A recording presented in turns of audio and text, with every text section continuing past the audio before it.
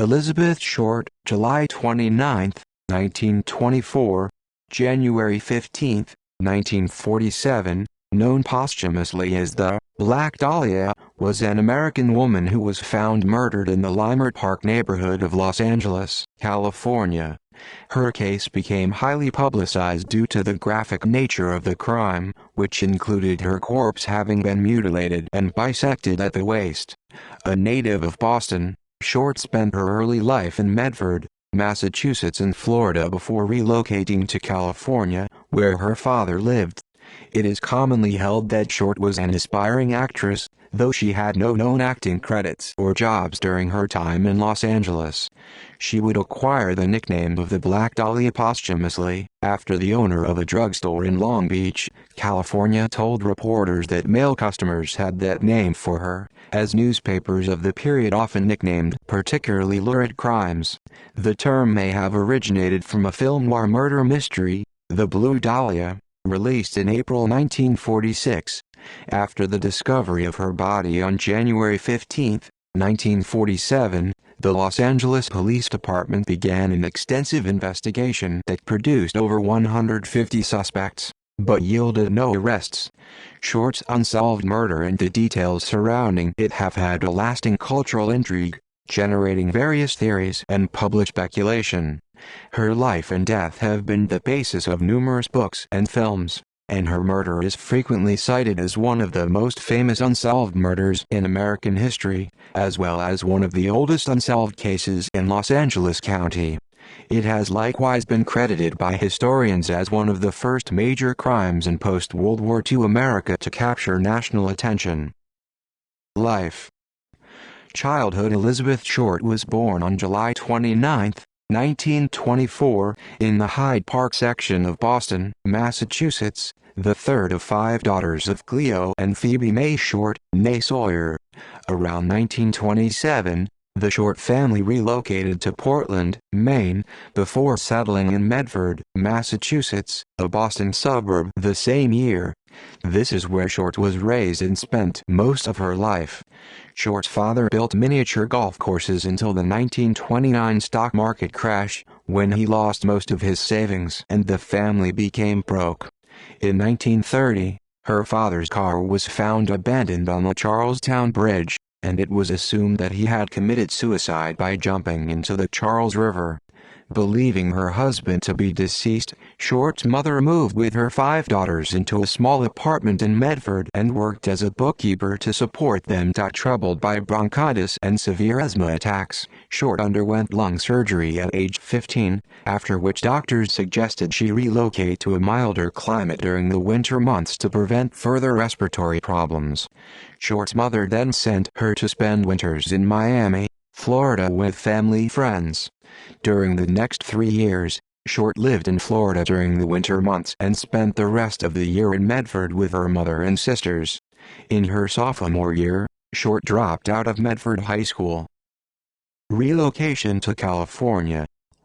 In late 1942, Short's mother received a letter of apology from her presumed deceased husband, which revealed that he was in fact alive and had started a new life in California. In December, at age 18, Short relocated to Vallejo to live with her father, whom she had not seen since she was 6 years old. At the time, he was working at the nearby Mare Island Naval Shipyard on San Francisco Bay. Arguments between Short and her father led to her moving out in January 1943. Shortly after, she took a job at the base exchange at Camp Cook, now Vandenberg Air Force Base, near Lompoc, living with several friends, and briefly with an Army Air Force sergeant who reportedly abused her. Short left Lompoc in mid-1943 and moved to Santa Barbara, where she was arrested on September 23, 1943, for underage drinking at a local bar.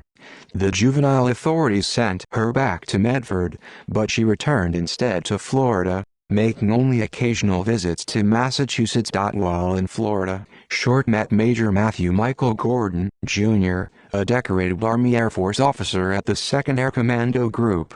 He was training for deployment to the China-Burma-India Theater of Operations of World War II. Short told friends that Gordon had written to propose marriage while he was recovering from injuries from a plane crash in India.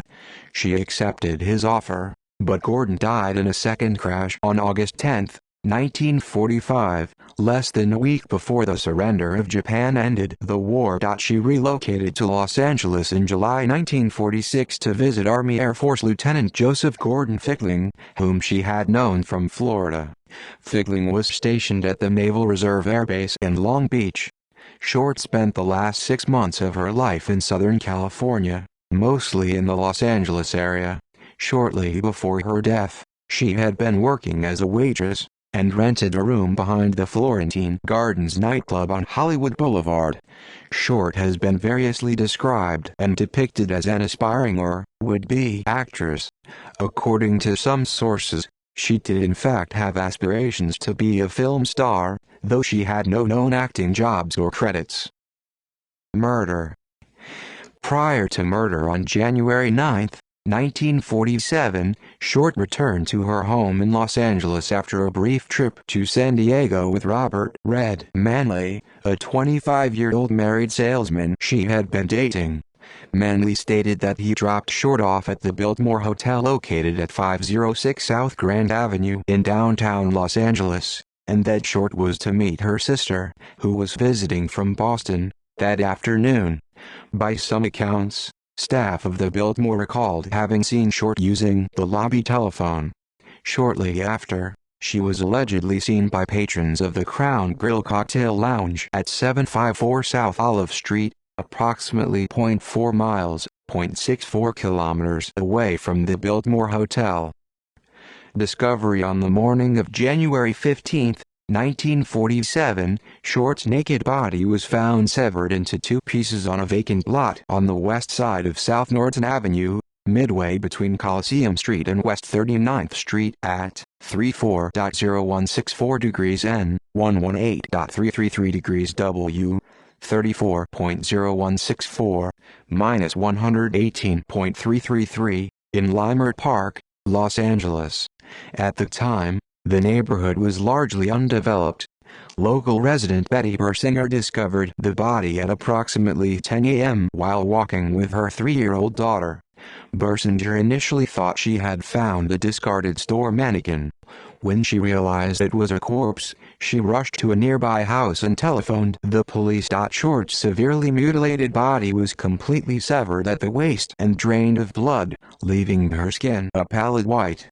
Medical examiners determined that she had been dead for around 10 hours prior to the discovery, leaving her time of death either sometime during the evening of January 14 or the early morning hours of January 15.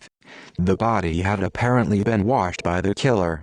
Short's face had been slashed from the corners of her mouth to her ears, creating an effect known as the Blasco smile. She had several cuts on her thigh and breasts, where entire portions of flesh had been sliced away. The lower half of her body was positioned a foot away from the upper, and her intestines had been tucked neatly beneath her buttocks. The corpse had been posed, with her hands over her head, her elbows bent at right angles, and her legs spread apart. Upon the discovery, a crowd of both passers-by and reporters began to gather. Los Angeles Herald-Express reporter Aggie Underwood was among the first to arrive at the scene, and took several photos of the corpse and crime scene.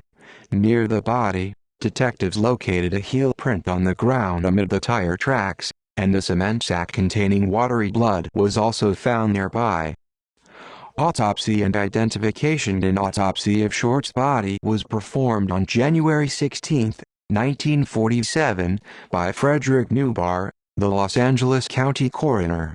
Newbar's autopsy report stated that Short was 5 feet 5 inches, 1.65 meters tall, weighed 115 pounds, 52 kilograms, and had light blue eyes, brown hair, and badly decayed teeth.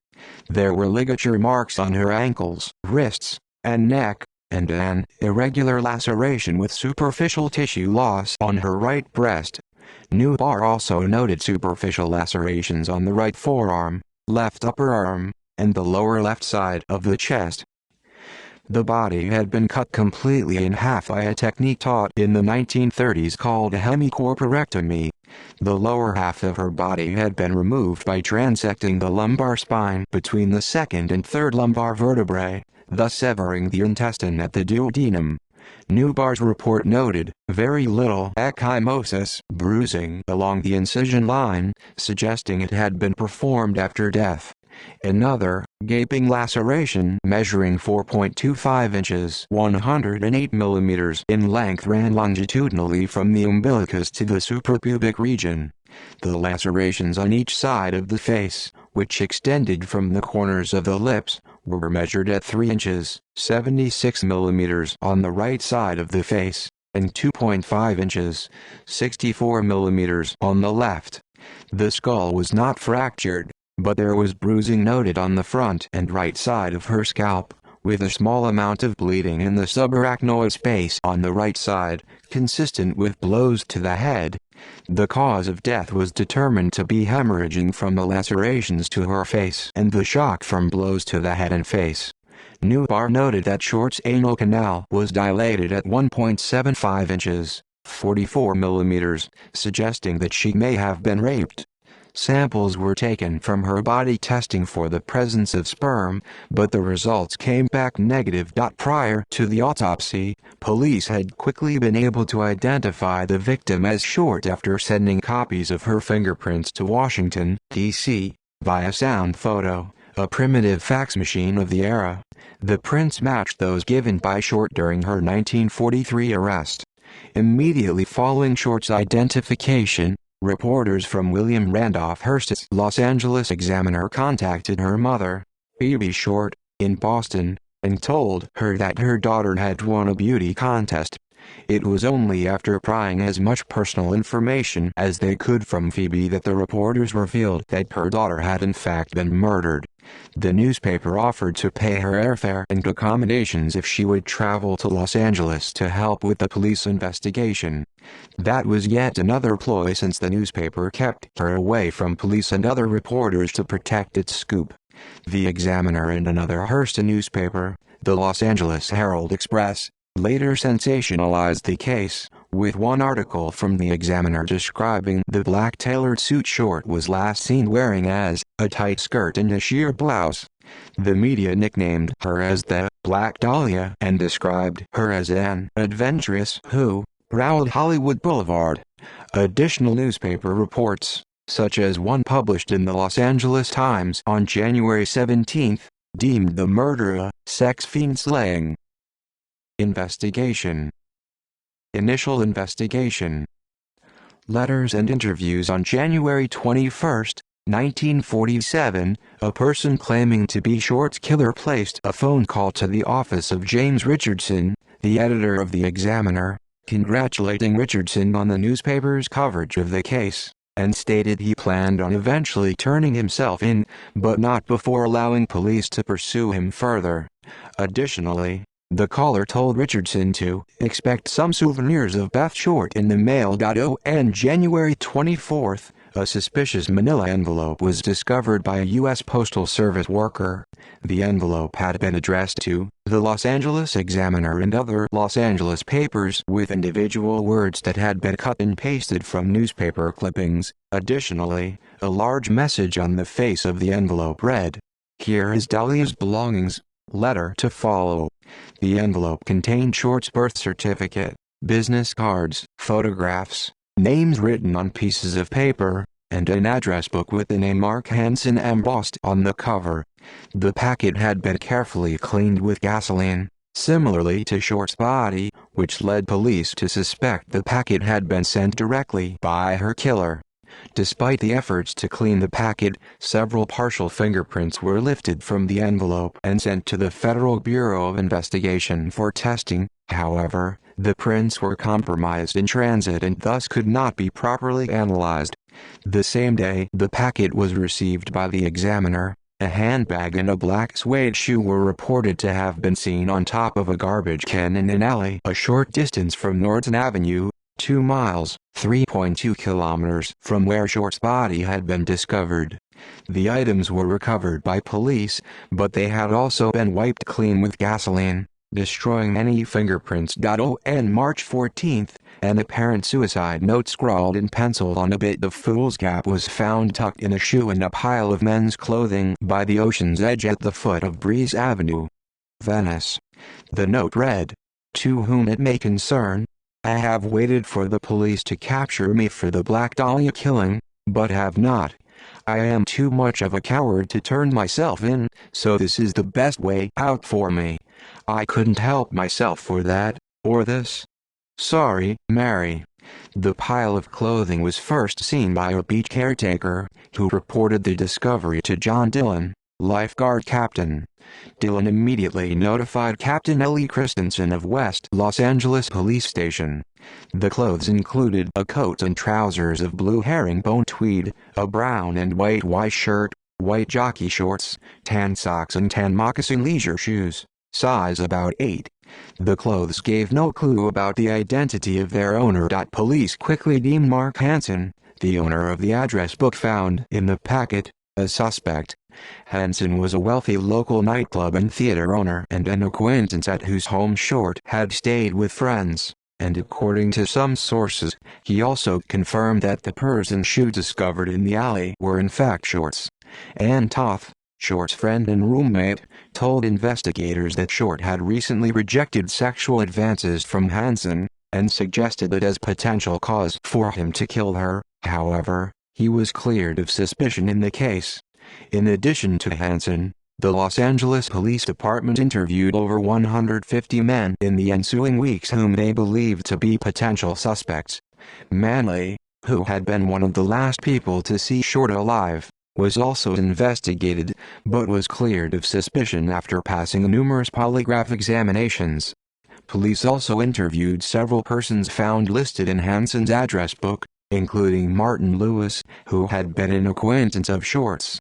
Lewis was able to provide an alibi for the date of Short's murder, as he was in Portland, Oregon, visiting his father-in-law, who was dying of kidney failure. A total of 750 investigators from the LAPD and other departments worked on the case during its initial stages, including 400 sheriff's deputies and 250 California State Patrol officers. Various locations were searched for potential evidence, including storm drains throughout Los Angeles, abandoned structures, and various sites along the Los Angeles River, but the searches yielded no further evidence. City Councilman Lloyd G. Davis posted a $10,000, equivalent to $114,501 in 2019, reward for information leading police to Short's killer. After the announcement of the reward, various persons came forward with confessions, most of which police dismissed as false. Several of the false confessors were charged with obstruction of justice. Media response: decline. On January 26, another letter was received by the Examiner, this time handwritten, which read, "Here it is. Turning in Wednesday, January 29, 10 m. Had my fun at police. Black Dahlia Avenger." The letter also named a location at which the supposed killer would turn himself in. Police waited at the location on the morning of January 29, but the alleged killer did not appear. Instead, at 1 p.m., the Examiner offices received another cut-and-pasted letter, which read, "Have changed my mind. You would not give me a square deal. Dahlia killing was justified." The graphic nature of the crime and the subsequent letters received by the Examiner had resulted in a media frenzy surrounding Short's murder. Both local and national publications covered the story heavily, many of which reprinted sensationalistic reports suggesting that Short had been tortured for hours prior to her death. The information, however, was false, yet police allowed the reports to circulate so as to conceal Short's true cause of death: cerebral hemorrhage.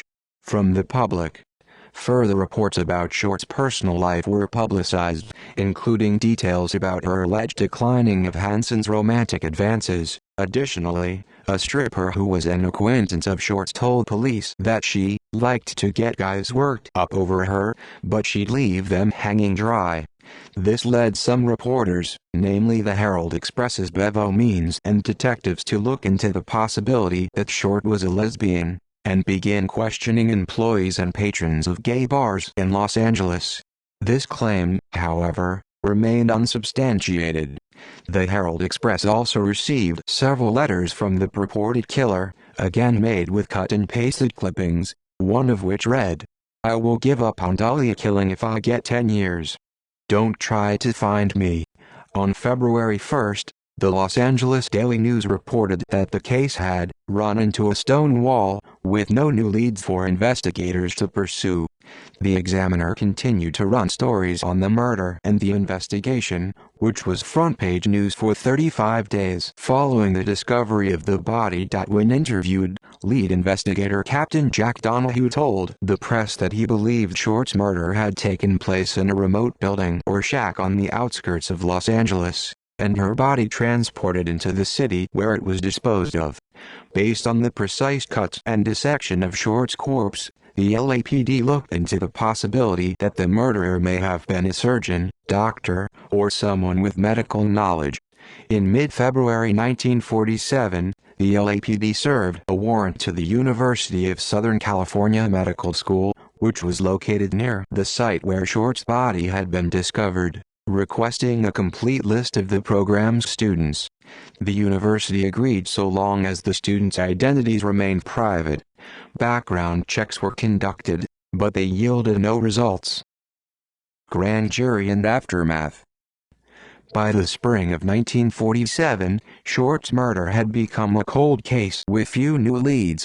Sergeant Finis Brown, one of the lead detectives on the case, blamed the press for compromising the investigation through reporters' probing of details and unverified reporting.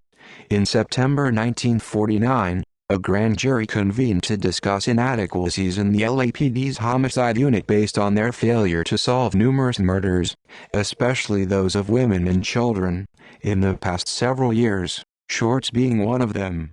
In the aftermath of the grand jury, further investigation was done on Short's past, with detectives tracing her movements between Massachusetts, California, and Florida, and also interviewed people who knew her in Texas and New Orleans. However, the interviews yielded no useful information in the murder. Suspects and confessions. The notoriety of Short's murder has spurred a large number of confessions over the years, many of which have been deemed false. During the initial investigation into her murder, police received a total of 60 confessions, most made by men. Since that time, over 500 people have confessed to the crime, some of whom had not even been born at the time of her death. Sergeant John P. St. John, a detective who worked the case until his retirement, stated, "It is amazing how many people offer up a relative as the killer." In 2003, Ralph Esdell, one of the original detectives on the case, told the Times that he believed he had interviewed Short's killer, a man who had been seen with his sedan parked near the vacant lot where her body was discovered in the early morning hours of January 15, 1947. A neighbor driving by that day stopped to dispose of a bag of lawn clippings in the vacant lot when he saw a parked sedan, allegedly with its right rear door open. The driver of the sedan was standing in the lot. His arrival apparently startled the owner of the sedan, who approached his car and peered in the window before returning to the sedan and driving away. The owner of the sedan was followed to a local restaurant where he worked, but was ultimately cleared of suspicion. Suspects remaining under discussion by various authors and experts include a doctor named Walter Bailey, proposed by the former Times copy editor Larry Harnish, Times publisher Norman Chandler, whom biographer Donald Wolfe claims impregnated Short, Leslie Dillon, Joseph A. Dumais, Artie Lane, aka Jeff Connors, Mark Hansen, Dr. Francis E. Sweeney, Woody Guthrie, Bugsy Siegel, Orson Welles, George Hodel, Hodel's friend Fred Sexton, George Knowlton, Robert M. Red Manley, Patrick S. O'Reilly, and Jack Anderson Wilson. Police came to consider George Hill Hodel Jr. a suspect after the 1947 murder of Elizabeth Short. He was never formally charged with the crime, and came to wider attention as a suspect after his death when he was accused by his son, Los Angeles homicide detective Steve Hodel, of killing Short and committing several additional murders. Prior to the Dahlia case, he was also a suspect in the death of his secretary, Ruth Spaulding, but was not charged, and was accused of raping his own daughter, Tamar, but acquitted. He fled the country several times, and spent 1950 to 1990 in the Philippines. Theories and potentially related crimes. Several crime authors, as well as Cleveland detective Peter Murillo, have suspected a link between the Short murder and the Cleveland Torso murders, which took place in Cleveland, Ohio, between 1934 and 1938. As part of their investigation into other murders that took place before and after the Short killing, the original LAPD investigators studied the Torso murders in 1947 but later discounted any relationship between the two cases. In 1980, new evidence implicating a former Torso murder suspect, Jack Anderson Wilson, aka Arnold Smith, was investigated by Detective St. John in relation to Short's murder. He claimed he was close to arresting Wilson for Short's murder, but that Wilson died in a fire on February 4, 1982. The possible connection between Short's murder and the Torso murders received renewed media attention when it was profiled on the NBC series Unsolved Mysteries in 1992, in which Eliot Ness biographer Oscar Fraley suggested Ness knew the identity of the killer responsible for both cases. The February 10, 1947, murder of Jean French in Los Angeles was also considered by the media and detectives as possibly being connected to Short's killing. French's body was discovered in West Los Angeles on Grandview Boulevard, nude and badly beaten.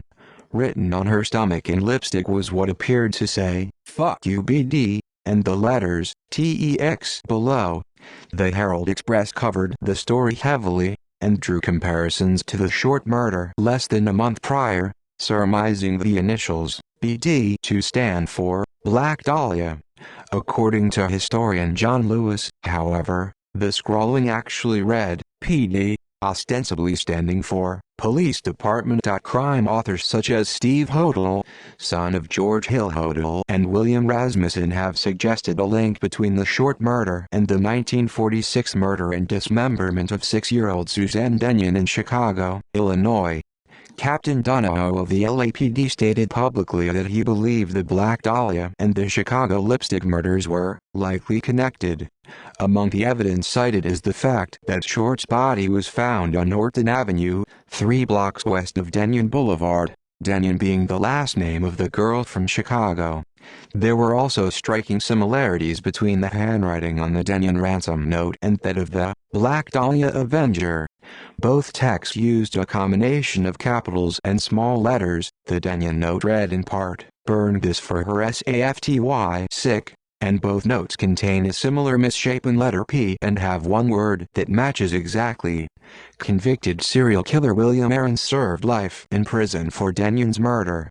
Initially arrested at 17 for breaking into a residence close to that of Denyon, Aarons claimed he was tortured by police, forced to confess, and made a scapegoat for the murder. After being taken from the medical infirmary at the Dixon Correctional Center on February 26, 2012 for health problems, Aarons died at the University of Illinois Medical Center on March 5, 2012, at 83. Additionally, Steve Hodel has implicated his father, George Hodel, as Short's killer, citing his father's training as a surgeon as circumstantial evidence. In 2003, it was revealed in notes from the 1949 grand jury report that investigators had wiretapped Hodel's home and obtained recorded conversation of him with an unidentified visitor, saying, "Supposin' I did kill the Black Dahlia.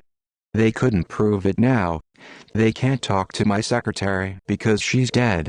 In 1991, Janice Knowlton, a woman who was 10 years old at the time of Short's murder, claimed that she witnessed her father, George Knowlton, beat Short to death with a claw hammer in the detached garage of her family's home in Westminster.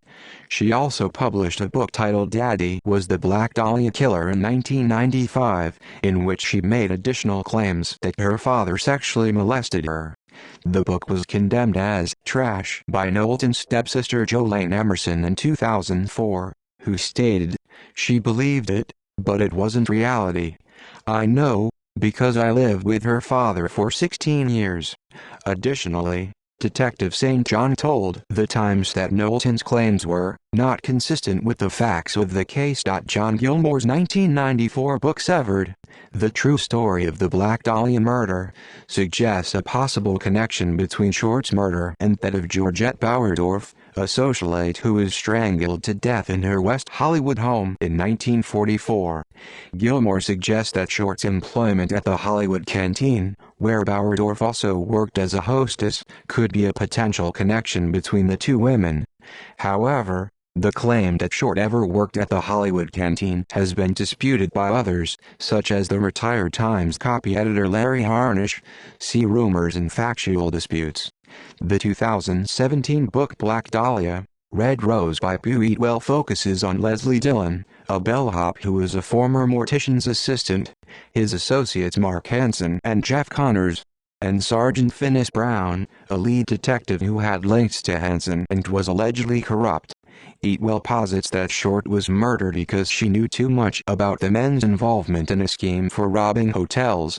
She further suggests that Short was killed at the Astor Motel in Los Angeles, where the owners reported finding one of their rooms covered in blood and fecal matter on the morning Short's body was found.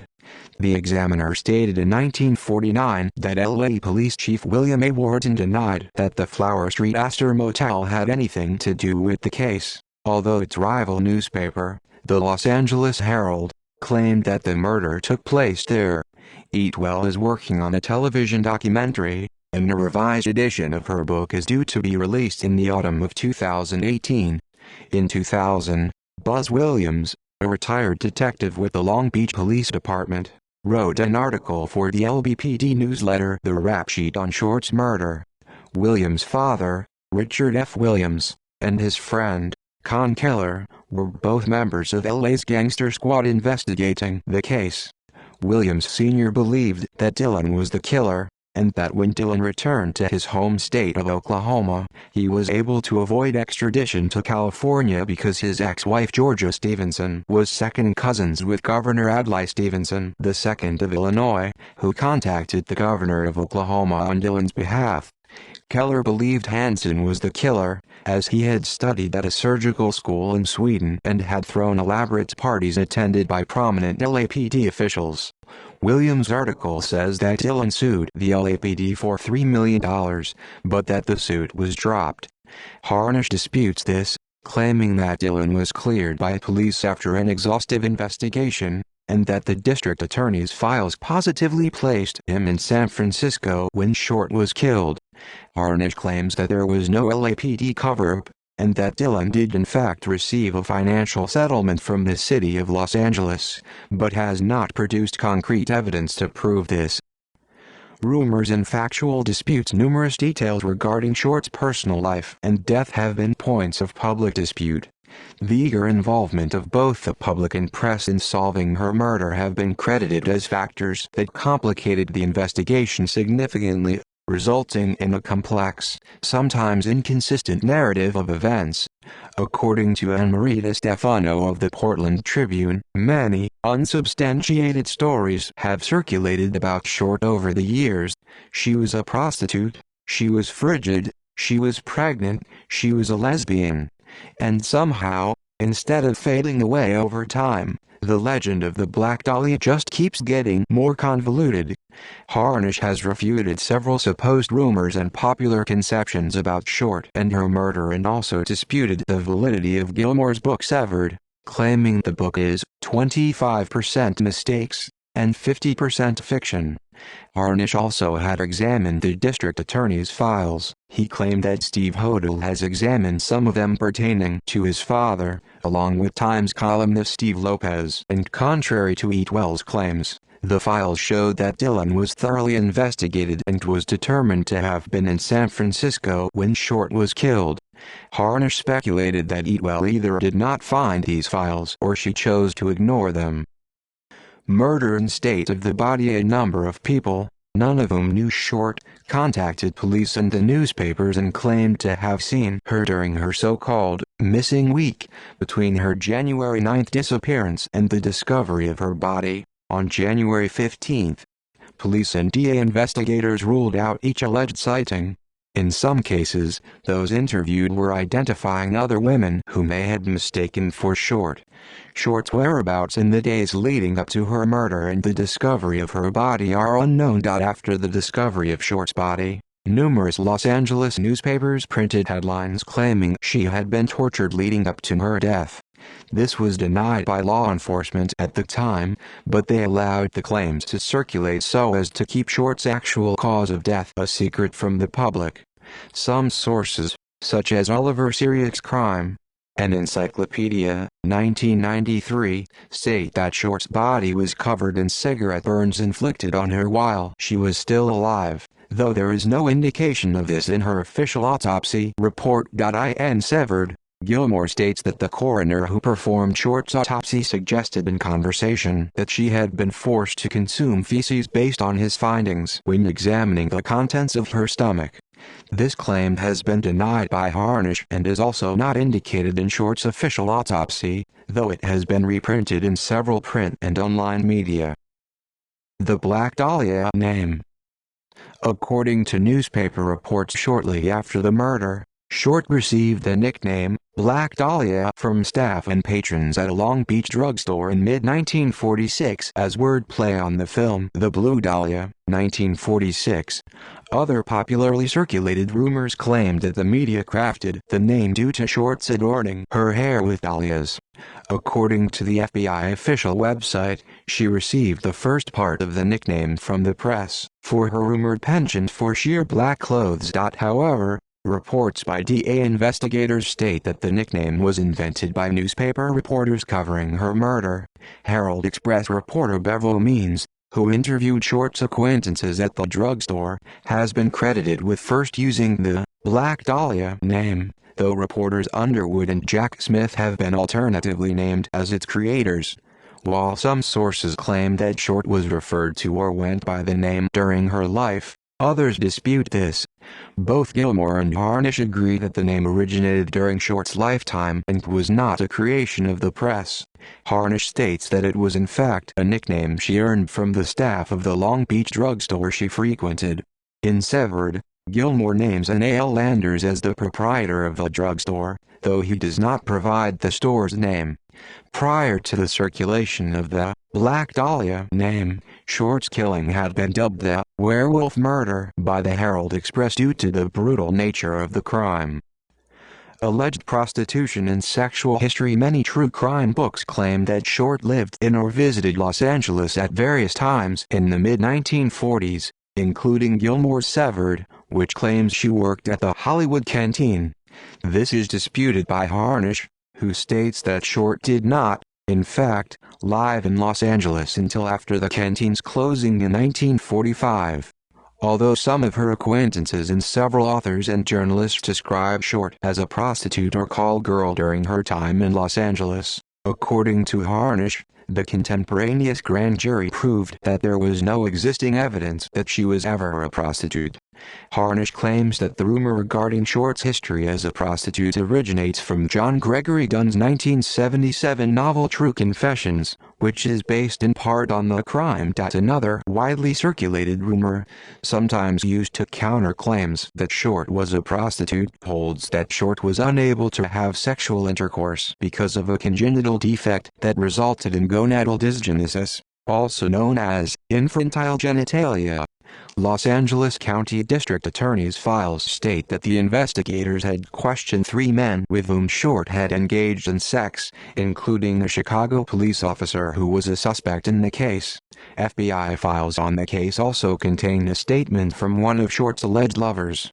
Short's autopsy itself, which was reprinted in full in Michael Newton's 2009 book The Encyclopedia of Unsolved Crimes, notes that her uterus was small. However, no other information in the autopsy is provided that would suggest her reproductive organs were anything other than anatomically normal.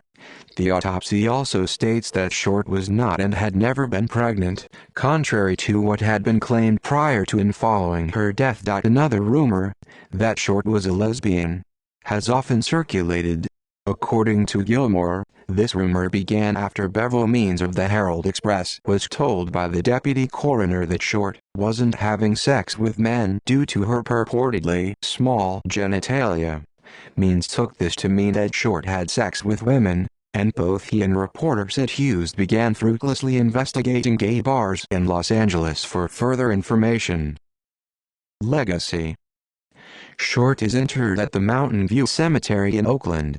After her younger sisters had grown up and married, their mother, Phoebe, moved to Oakland to be near her daughter's grave.